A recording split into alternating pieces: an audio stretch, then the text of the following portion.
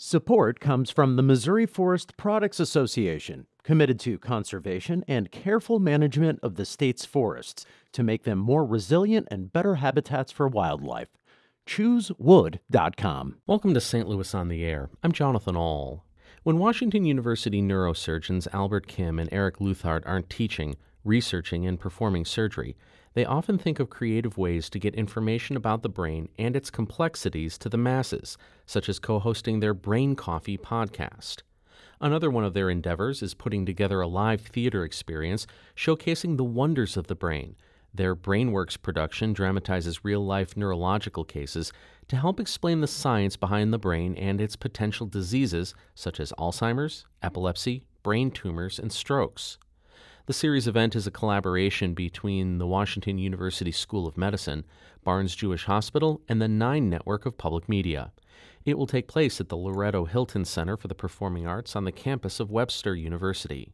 I recently sat down with both Drs. Luthard and Kim and began by asking them exactly what is BrainWorks all about.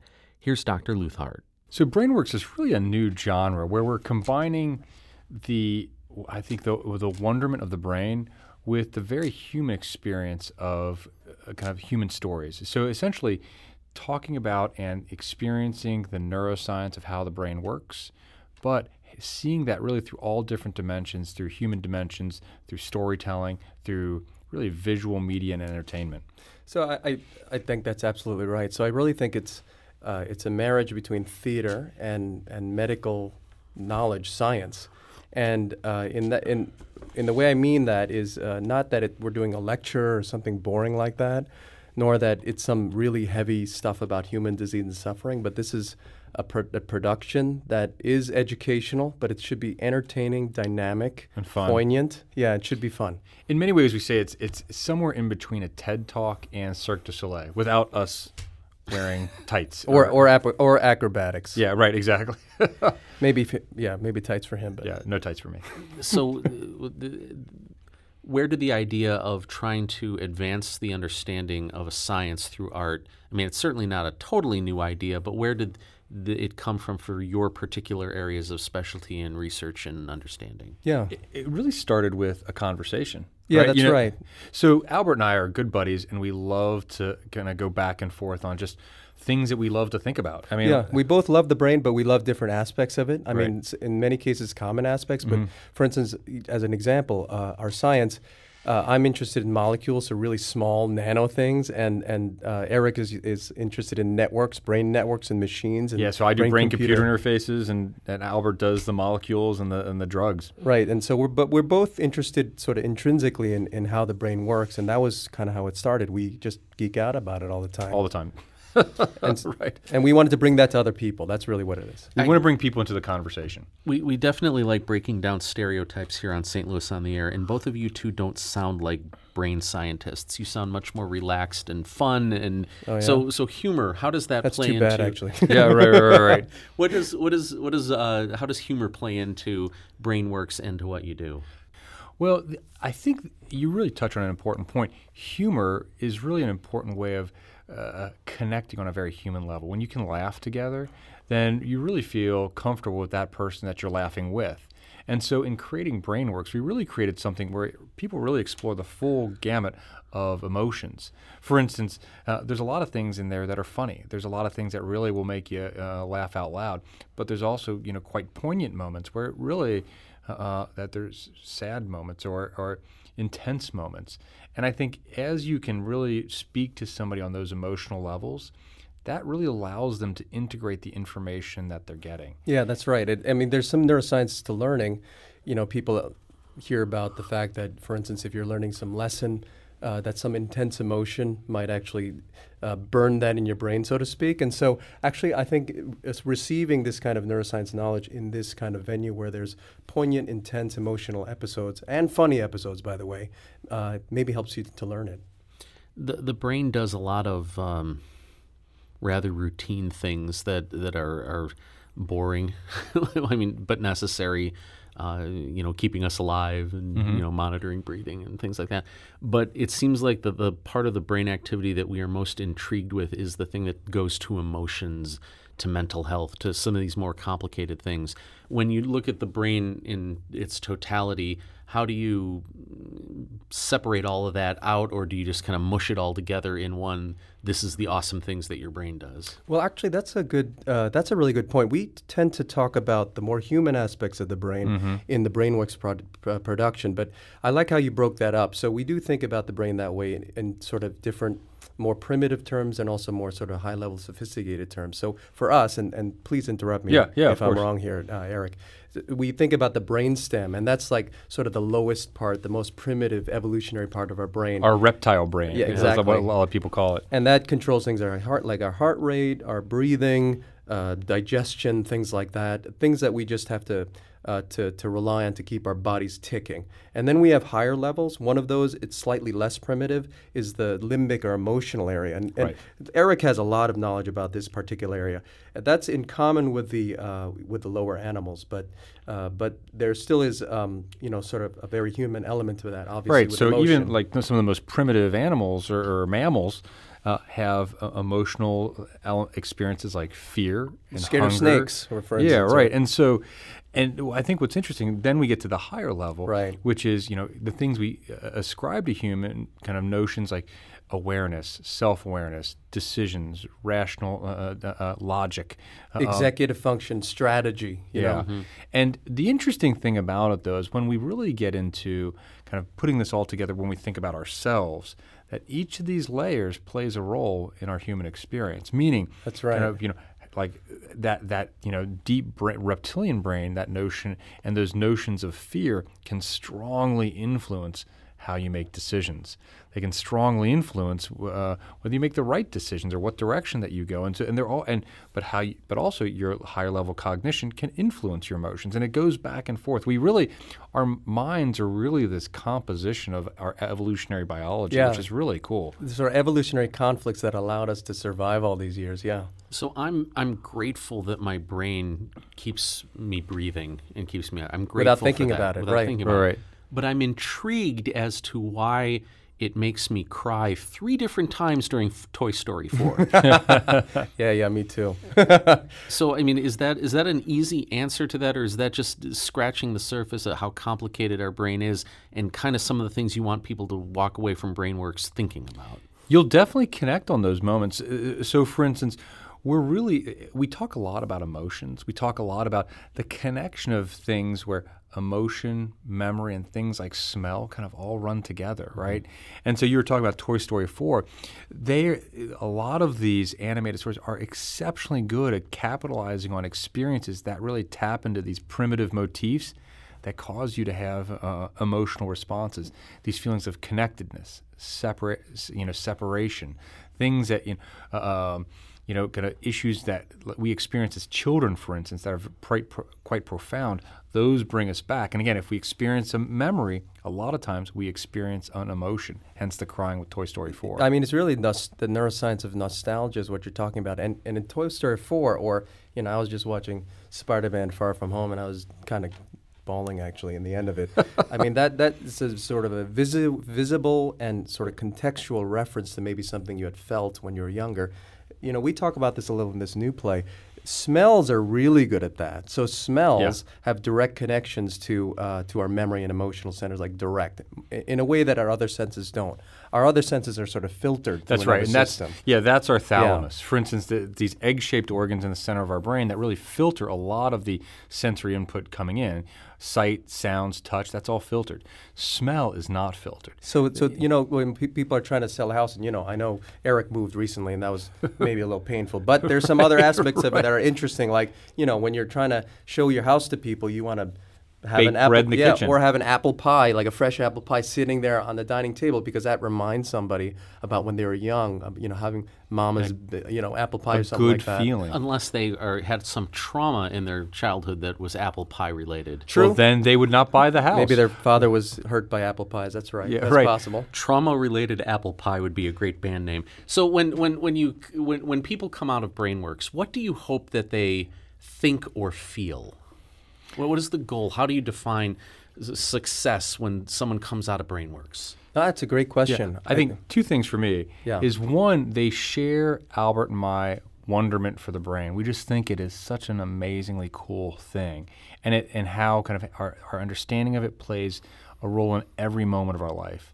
That's one. Two, I think if we can get people to connect with the human stories of certain disease states, whether it be Alzheimer's or brain tumor or epilepsy or stroke, that they are better informed and they can be better and more informed patients in the future. No, I completely agree with that. And just doing a deeper dive on that first thing he was talking about, again, this whole thing started because, again, we were giving some lectures sort of on the circuit in the community. And it used to be just one-on-one, sort of us again and the audience. And a PowerPoint presentation. Yeah, and PowerPoint lecture format, not even like a dynamic like a TED Talk. But then someone, I don't know who just thought of it actually, but somebody thought of putting us together. Well, it was, and, we were both deciding who was going to do the next one. And that's right. We both didn't want to do it because it was boring. And then we didn't want to insult the other person. Right, exactly. So we agreed to do it together. And then so, there's a lot of banter going on in that first one we did, a lot of back and forth. He's making fun of me, I'm making fun of him. And then we come out of that and people responded to it well. In fact, one of the guys who helped make the first Brainworks possible said, "Oh, you guys should take that on Broadway." And we're like, "Yeah, whatever. That's that's funny." But that was really the beginning of it. So it's back to this idea of Eric and myself, geeking out, having a conversation, and then bringing people in on it. I think that I want people to feel that same sense of wonderment, and also feel that this stuff, whether it be us as brain surgeons or the science that we're studying, is not on some pedestal. It's not unknowable. It's not something, oh my goodness. It's so not like it's brain surgery. Right. Yeah. But it is relatable. It's connectable. People can understand this. And Albert and I, and with our actors and with the media that we create, and we really worked literally for years to make this something that is accessible to anyone. Yeah, absolutely. You don't have to have a PhD to come to this show. It's really meant for everyone, and so that they can kind of tour this magic world that we get so excited about. Yeah, and it's not only through sort of these explanations we have, and again, those are closer to the old style lecture format that we're trying to avoid, but it's really multimedia. So we have a lot of metaphors, we have props, we have digital media, sort of all that converging to help us explain these complex things. And I think the stories and the actors, because in many ways theater is about empathy, connecting with people on a very emotional, deep level. And that's when good theater, when you have good stories with people who are really good actors, convey the very human side of this. And you feel that's why you're crying during Toy Story 4. You because feel you're connected. Even what these toys are feeling. So that's something we're trying to accomplish here with this. For a long time now, STEM has been part of our vernacular. We talk about science, technology, engineering, math, as the importance of knowing more and developing more in terms of education, jobs, et cetera, et cetera. Arts folks have been trying to insert themselves into that for a while, so they kind of are trying to make STEM into STEAM and throw arts into that. How important is having that artistic performance-based piece like what you're doing in terms of having a better community-wide understanding of STEM? I think it's profoundly important for it's a couple really of reasons. I mean, we have kids, and I can tell you my daughter, for instance, is really interested in science and math, and I just want to get her even more pumped up about it. So it's a very important topic you're bringing up. Yeah, and I think actually the two are really important together. So myself, we're obviously doing, Albert and I are doing something artistic, but I think that in addition to the importance of communicating STEM, that the arts and that fundamental process of communication and creativity strengthens and makes STEM better. Again, just as background, I wrote 2 fiction novels, and I think that the ability to kind of really imagine and kind of think outside the box actually helped the science that I do, right? By thinking about the future and thinking about, kind of what if, that allows me a stronger capacity to really kind of build towards that future. So I think the more you can get people imagining through things like the arts, the better off we are in the future. I mean, it also has to do with communicating persuasively, right, and with clarity. And I'm not saying all art should be obvious and linear and things like that at all. But I mean, there is definitely an element here where we had to make our thoughts simpler. We had to simplify our thinking in many ways to be able to transmit everything. That's right. 100% in a performance. And that certainly is still art. That's correct. What about the assertion that you can have some phenomenally important discovery about synapses, for example? Yeah. And you could go into incredible detail on the way that the electrons fire and the way that synapses are created and connections are made. And all of that doesn't mean anything until you can explain to somebody, that's why you remembered this way. Absolutely. But you don't remember that way. I think there's a deeper scientific meaning in actually what you said, and it's a conversation I had with another scientist, Dr. Hengen recently. Right. Because I used to study synapses and dendrites actually earlier in my career. And it's, when you think about how synapses work, people are saying, oh, maybe these molecules talk together and you have the communication occurring over two different neurons. When you think about how we came to where we are, evolution didn't work on the synapse. It works on your behavior. So it has to produce a behavior in which your synapses are efficient enough for you to remember who you are and that is a line in front of you and that you shouldn't go after it, And so I think there's a bigger picture to what you're saying. There's like a deeper scientific meaning. It's not just you have to be able to explain what a synapse is and what it works. Actually, that is the important question because we have to know how that relates to our larger behavioral consequences. And that's really the important thing about it anyway. It sounds like this BrainWorks has been an evolutionary process to get to where it is right now, and there's more coming up. A TV show. That's right. So this play that we're putting on is going to be filmed, and I think it's going to be some of the core media for a larger series to really explore the brain. And you're working with 9 Network. That's correct. That's right. That's right. So, how does that feel to be, you're reaching a lot of people now, but kind of flirting with the cusp of reaching a huge number of people? Thrilling. Yeah. I mean, exciting and scary. Yeah, absolutely. Right. Exciting and scared. There's a song, Into the Woods. Yeah. Right. In that, again, that's the point here. We want to communicate how we think and the excitement we have with this, and we want to basically make people more informed patients. And so the more we can really convey those messages on a broader and broader format, I think we've done our job. And we didn't want to make the play too dense. We didn't want to make it obscure, just so much information packed in it. The TV show allows us to unpack it a little, go deeper into each of the diseases, maybe even talk about synapses, for instance, in one episode. But it gives us that freedom, Can you give me an example of what somebody would learn from BrainWorks?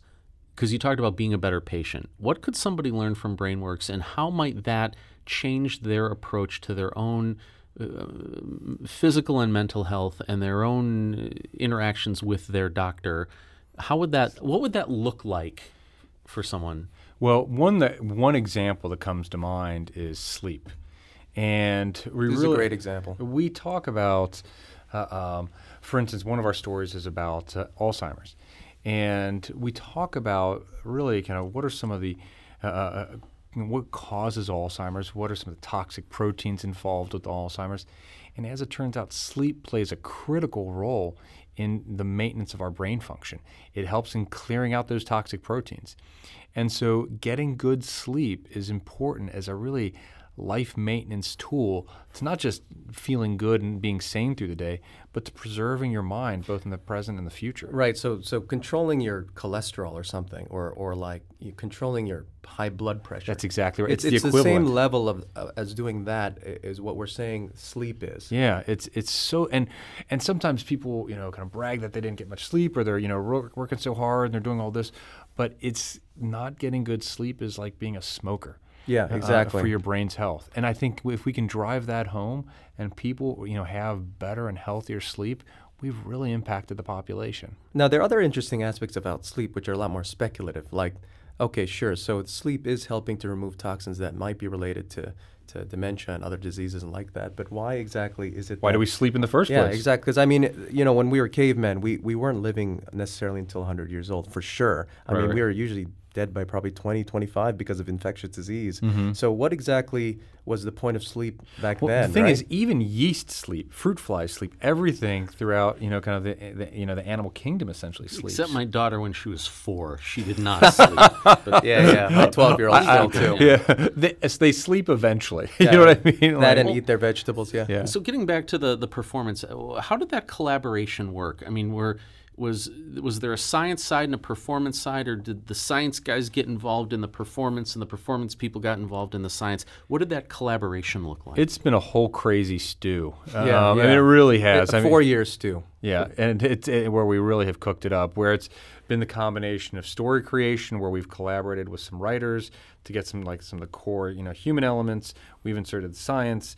Then we kind of, rehash and iteratively write and rewrite. But it really started with again highlighting our conversation and having stories that people care about. That's right. And so we started with those hooks, right? And that's where when we got the right. playwrights And involved. we thought okay, for instance, what diseases should we even talk about? Yeah, right. What really matters from a brain level to kind of really create these stories? Well, we thought about a whole panoply of stuff. Yeah, not only the 4 we mentioned. Again, I know Eric mentioned these, but just to mention them again, we talk about Alzheimer's disease, we talk about brain tumors, and epilepsy and stroke. Right, but we are considering a lot of others. There are a lot of other important diseases, obviously. Absolutely. Depression and things like that. But this gave us the best spread to cover as many elements of the brain, right? From a lot of different trajectories, and also some personal expertise. That's right, right. That's you right. and me. Yeah, exactly. So we both have a lot of experience with brain tumors and epilepsy, right? To some degree of stroke, and we're certainly familiar with Alzheimer's.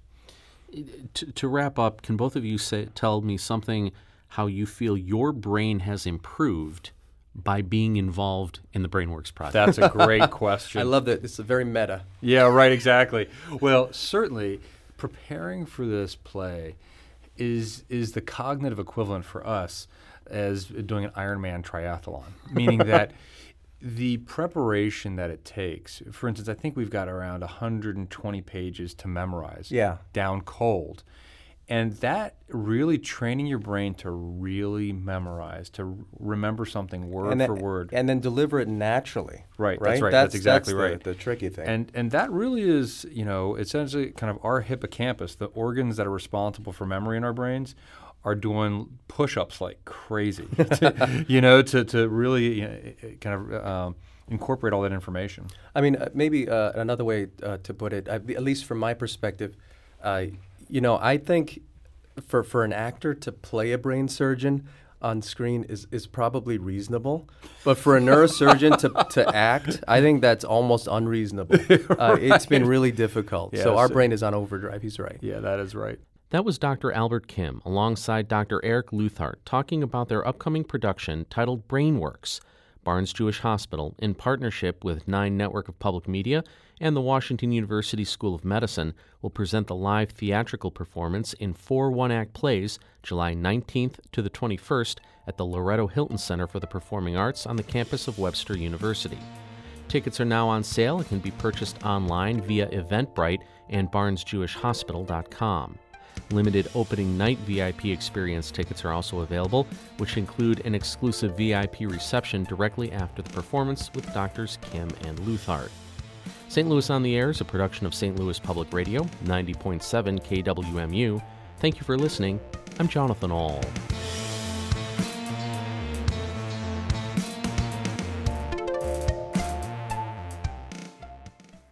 Support comes from Missouri Forest Products Association, committed to sustainable and sound conservation of the state's forests, which support more than 41,000 Missouri jobs, resulting in a $10 billion industry. ChooseWood.com.